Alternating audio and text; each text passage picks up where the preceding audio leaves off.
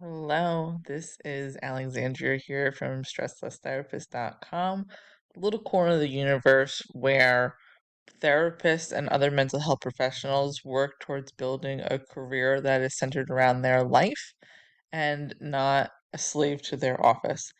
As you can probably see from my surroundings behind me, I am still couch bound with a broken foot, but I did want to deliver this little bit of content for you because I have been getting some questions about how to maintain confidentiality when you open a private practice, more specifically about if you are a solo practitioner, so you have a virtual practice, you're working from home. What are some things that you need to consider in order to keep your client information private? So I'm going to be going over that today. If you are not already a follower and a subscriber of this channel, please do me a huge favor and click like and subscribe below. You can also find more tips like this on my blog itself, stresslesstherapist.com. And you can get weekly updates with my newsletter and different posts and so much more. So look at the show notes that go along with this. I'll also link the things down below. This way you can sign up for that newsletter as well as see what other helpful content there is to help you build your virtual practice and build one that is going to enhance your life and not have you become a slave to your business. Um, so, that being said, let's dive right in.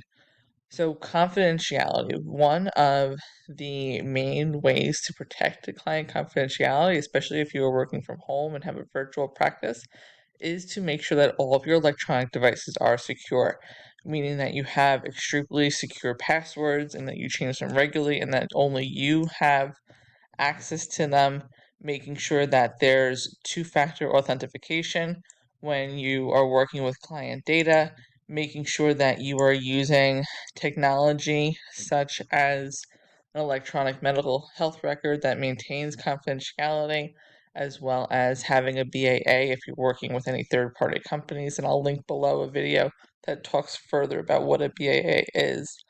Um, I also would really make sure that if you have any information that has client records, client personal data, such as a laptop, a tablet, even a work phone, that stays locked and secure when you're not using it, and making sure that as many layers of protection are available as possible.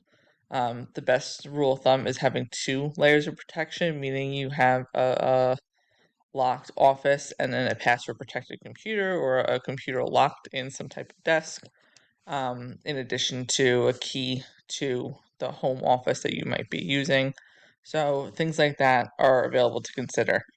Um, Other things that help to maintain confidentiality is pure and simple informed consent, having a clear policy about what information you're collecting from clients, and how you're going to use it, and letting the client know that is really going to be important. And having that information available, not just as a discussion, but in your client intake paperwork, is really going to be helpful.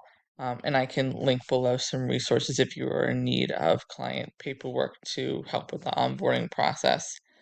The last but not least, or at least the last we're going to be talking about today, is making sure that the environment that you are in is secure and conducive to having your virtual practice. Now, you're not necessarily having clients come to you if you're doing a virtual private practice, but do you have soundproofing in your rooms? Is the door closed and locks and make sure that no one's coming in and out? Can you put a white noise machine down?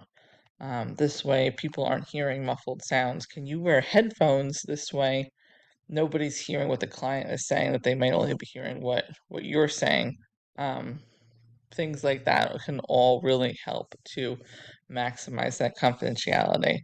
There are numerous other ways to do it, but these are just a couple things to get your mind thinking about where might be your vulnerabilities in your home office and what you can do to help beef it up more.